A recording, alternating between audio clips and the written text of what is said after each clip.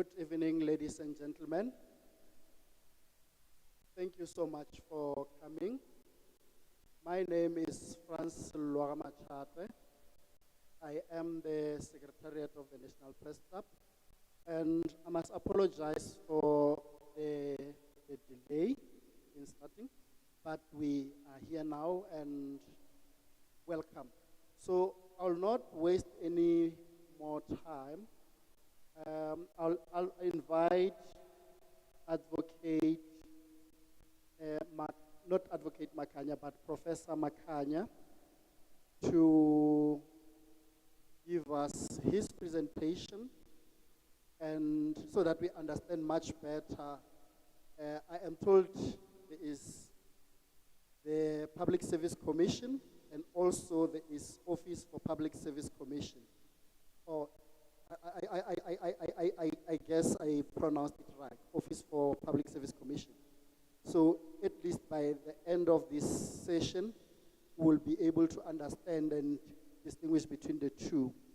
And after Professor Makanya, I'll invite Commissioner Anele Oiya. I hope I was able to pronounce the name correctly, to also give us a presentation on the pulse of public service. Thank you so much. Professor, the podium is yours.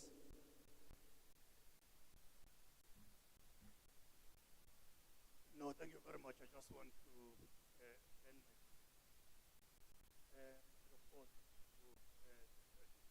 thank the press club for the opportunity that we have tonight to come here and address you in the form in which we are going to be doing. But as we are starting, I just want to acknowledge my fellow commissioner here, Commissioner Anele Oiya,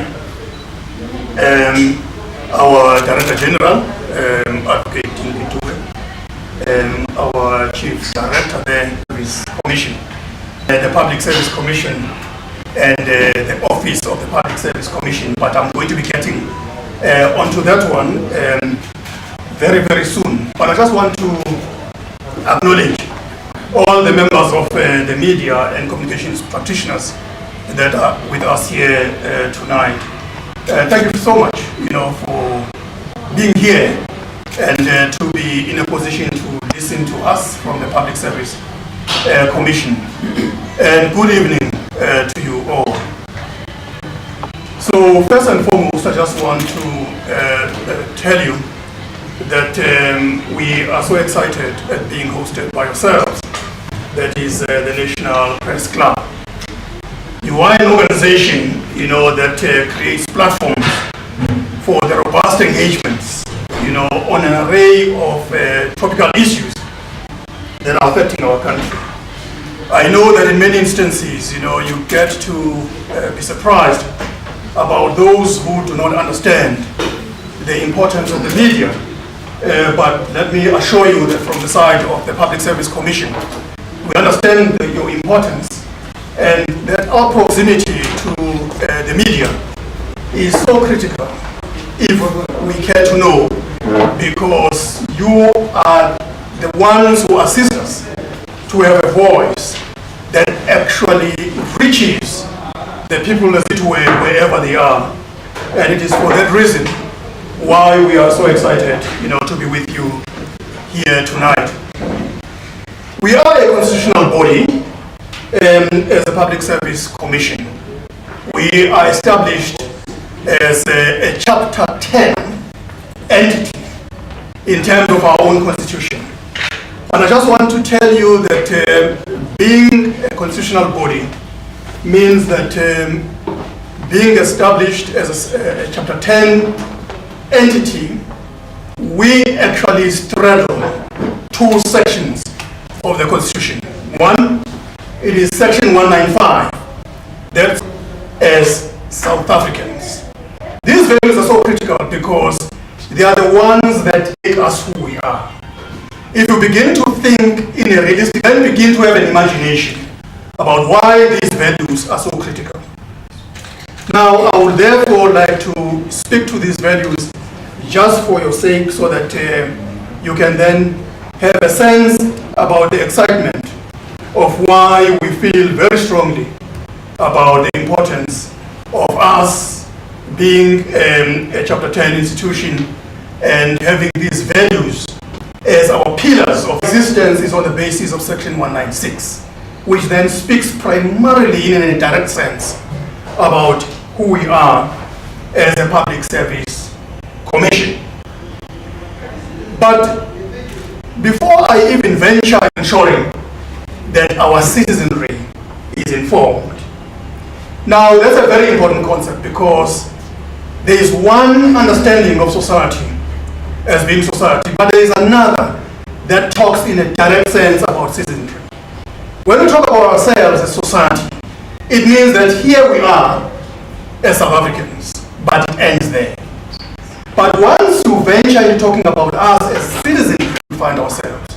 So we'll therefore find that there is a state on the one hand, but there are people on the other who then are forming these citizens who then transition to becoming citizenry because of the interactive element that then begins to feature in that environment. State in the form of government. Without that, then we'll be talking about a state running its course and society being left. This existence is consistently having the tension because of the interaction that is ongoing.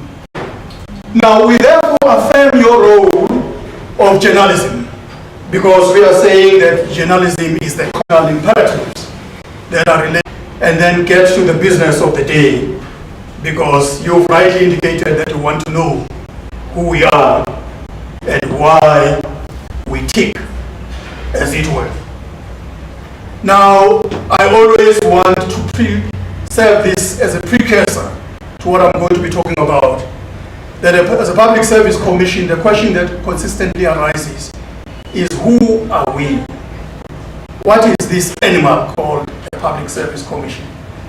Now, I've indicated that we're a Chapter 10 entity, that being a Chapter 10, 5 and 196. Remember that 195 is on the values, 6 is then constitutive of our own existence as the Public Service Commission. Now, as a Public Service Commission, that we don't lose sight of our role. Our role is that one of being an oversight, playing an oversight role in government, checking on the question of service delivery. I know that it is actually full of question marks, that if your role is that one of oversight on public service delivery, then of course you're in trouble. Because this myriad of questions that are confronting our society consistently raise questions around service delivery. We know that everything else that is worrying us as society has to do primarily with service delivery. Now, you then ask yourself, now as a Public Service Commission, what are you doing about service delivery? Where do you feature? Remember, we are not a government department. So which means that as a Public Service Commission, ours is that of oversight. So there are Chapter 9 institutions, as you know, such as the Auditor General, the Public Protector, the Human Rights Commission, the Gender Commission, the Commission, for Religious and Linguistic Diversity and so on. So quite a number of them. But you will appreciate the fact that none of them is serving as a government entity. They are all operating with that lens of an oversight. The lens of an oversight says we are insisting on accountability.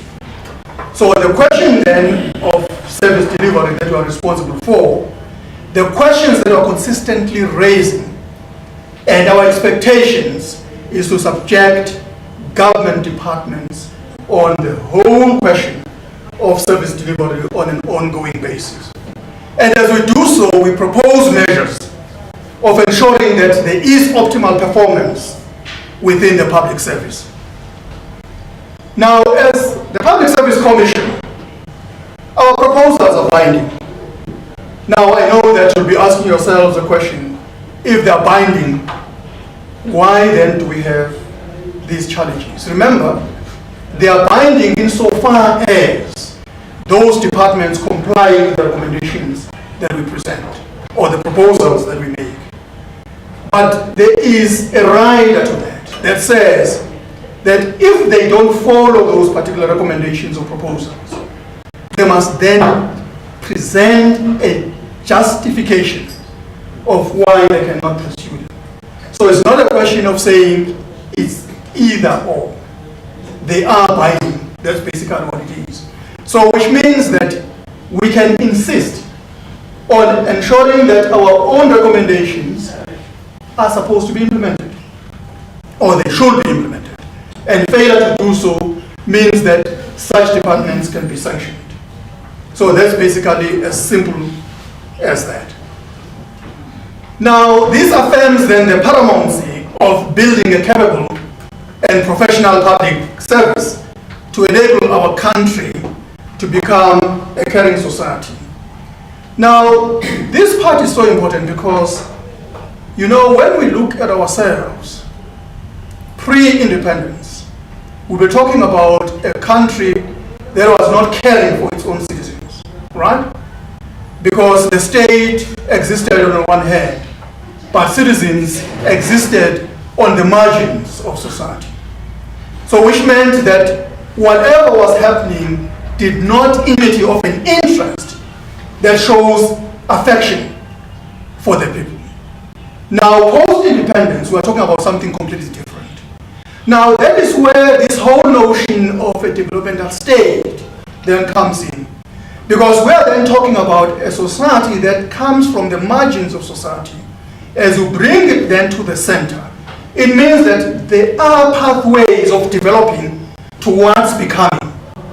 In that particular process, it means that there are certain steps that our country has to follow in order to get to becoming a state that is developed. But we don't want to create an impression that it can happen overnight. It's a long-term process. There are particular processes that have to be followed in this particular path. We're exercising our powers and we're performing our functions without fear, without favor, without prejudice. And we are doing so with a very keen interest of being effective when it comes to public service delivery. So these things are coupled with the expectations of ensuring that public administration is then that which was envisaged as our society was going through this transition. So as we were reflecting with the executive team, before we came in, we spoke about the Public Service Commission as comprising 14 commissioners. Now, these 14 commissioners are made up of the following. It is 5 commissioners at the national office and 9 commissioners at our provincial offices. Now, the 5 commissioners at the national office are inclusive of the chairperson of the commission, who is none other than Professor Somato Tafiki, and the deputy chair of the commission, that is Commissioner Zugiso Mkolomba, and the 3 others. At this point, the national office has 4 commissioners. We are still short of 1. So which means that we'll have a full complement once the 5th one has been appointed. The provincial offices have commissioners who are leading in those specific areas. That is why we are talking then about the Public Service Commission as a single body that has legs, that have that particular view and gaze within the level of our own provinces. So the way we operate, we're operating as a single commission. So wherever you are, being the national commissioners or being at the provincial level does not in any way mean that you are operating at a different level. But the accountability then of ourselves as commissioners is that we are accounting to the National Assembly and we are also accounting to our own legislatures. Now, this is primarily as a result of the fact that commissioners were appointed by the National Assembly, and then the letters are signed off by the President of the country. And then from the legislatures of our provinces, the premiers, but at the end of the day, as indicated, that we then operate outside what you will then be looking at or understanding in a simpler form as government. That is why I want to emphasize this point of the independence of the existence of ourselves as a commission. Now, I just want to talk about then our role in terms of this section 195 of the Constitution. That it includes the promotion of constitutional values which should be etched in our hearts as those who are there for the public service. Now, this is a point that I just want to at least delve in slightly before I get into this point. So they are etched into our hearts for the simple reason that they are supposed to be engraved within our own hearts. What that means is that immediately when they are engraved in our hearts, then it means that these values have become internalized within who we are and the way we understand ourselves, and therefore the way in which we view society. So immediately when they are then etched in our hearts, it means that the way we operate is a given, that we will understand ourselves in that conscious level as having primarily the interest of the other rather than our own interest. Now, it's a very fundamental point because in many instances, people do not have any understanding of what it means to be a public servant. That is why others think that being a public servant means that it's a place where you retire. You can sleep all day long and no one will bother you. And unfortunately, that is not the case. Being a public servant actually means that we have chosen something that is fundamentally unique and special. Because it means that other than other opportunities that we could have actually taken, you could have been in industry and earning big checks, but you've chosen to work for your own people. You've chosen to work for your own nation. Now, that basically means that you've made sacrifices.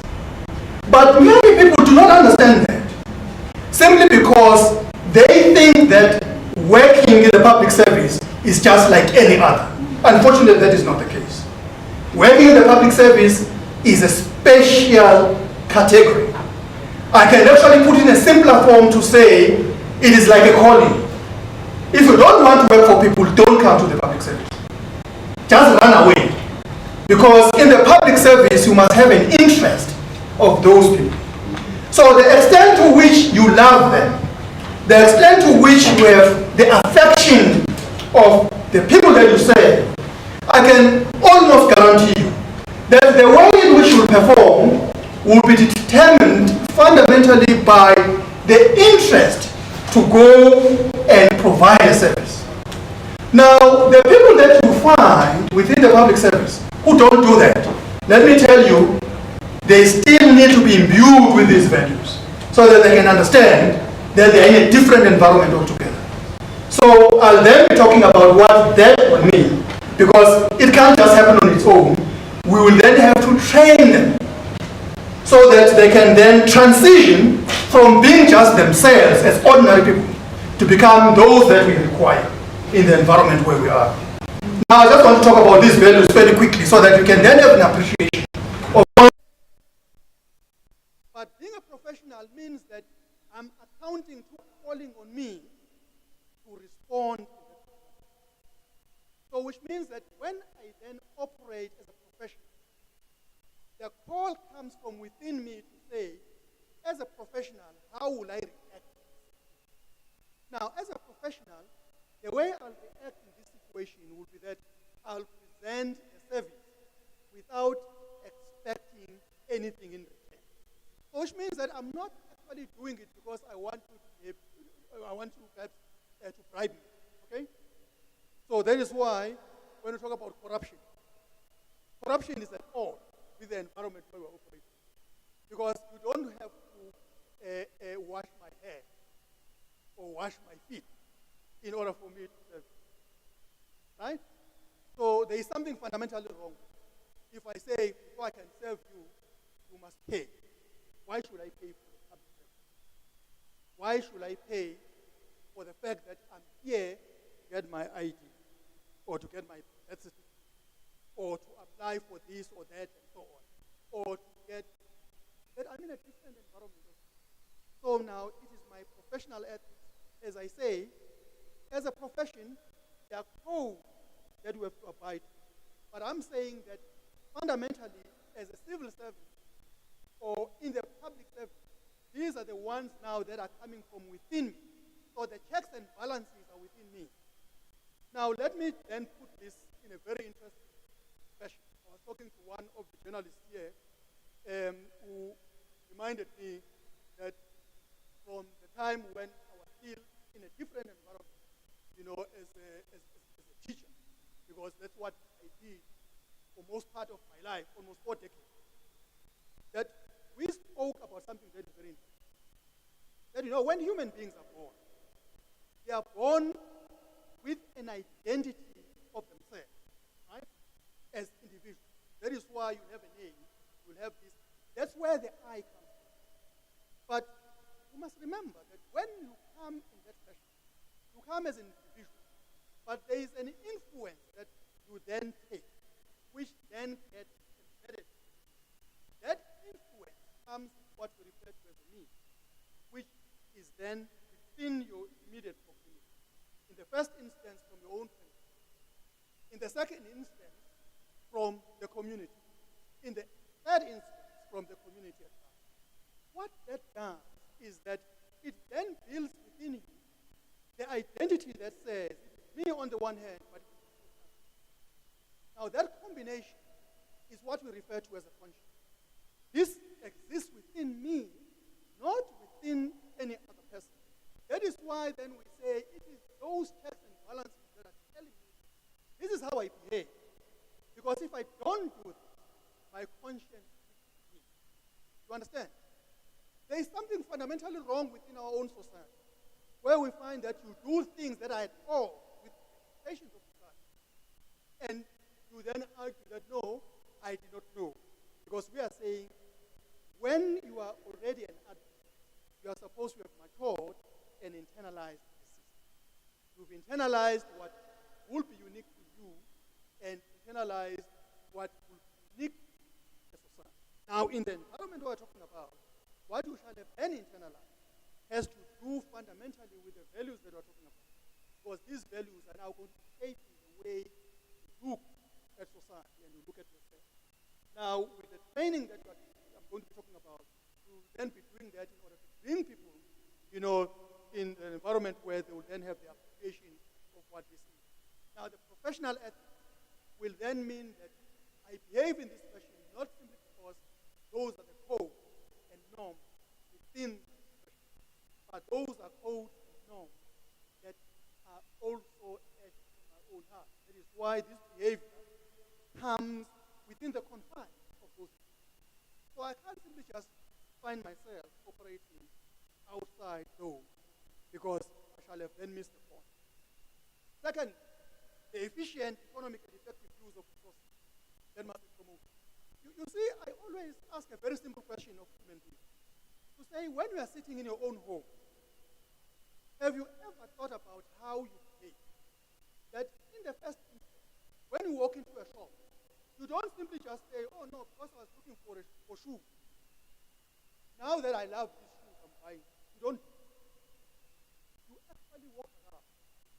You start comparing. Right? You compare the quality, you compare the price, you do all these kinds of things. Why do you do that? You do that because you don't simply just buy shoes because you need a shoe. But you buy shoes within the context of understanding that I need a shoe that is comfortable. I need a shoe that is long-lasting. And I need a shoe that is actually within. Now, it will be foolhardy for you to walk into a shop and they say this pair costs 5,000 rand. But with everything else that I've spoken about that I require, the other shoe costs 1,000 rand. And I go for it. Unless if there's something wrong in my head. Right? But if I'm operating within the parameters of a reasonable human being, I will go for the shoes that are costing me. What does that mean? It means that I've thought about the efficiency on the one hand, effectiveness on the other. But these resources must be used in the means where I can afford. Because these are my resources. I think about that. But similarly, when I'm a public servant, I don't just do that to please the next person. I'm doing that because I know I'm a steward of this. Right? So being a steward of those resources means that I'm put there to be an arm of the person who's not. Now, in the public service, everybody is the owner. So when I'm there, I'm representing them. They might not even know, by the way. They might not even think of it. But in my case, I must know it. That is why we need to be then conscious of why we are there. So those people who are serving the public service have to operate within this particular value. And then the next one is that public administration must be development oriented. You remember I said that where we're coming from and where we are driving, we are consistently driven by being development oriented because we are building. We are going somewhere. We are not sitting just in one space. And then our services must be provided impartially. They must be provided fairly. They must be provided equitably. And they must be provided without bias. Now, it's a very important part. Because all that it says is that when you deliver a service, you must be impartial. You must not be biased. You must never fall into the trap of saying, I can't serve this person. I would prefer to serve the other one. When we queue in a public space, we are all equal. But we all deserve a service. And we all deserve a quality public service. And mine, if I'm there, is to provide that in a fair manner. So what does that mean? It means that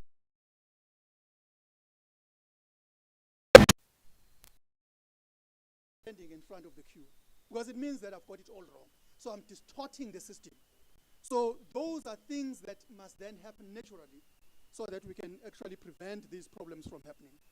Then the next one, people's needs must be responded to. And the public must be encouraged to participate in policy making. Now, you see, when the public raises questions, I must not feel that they are bothering me, that I would have been better off if I was at home, because then I should not have been a public servant in the first instance, right?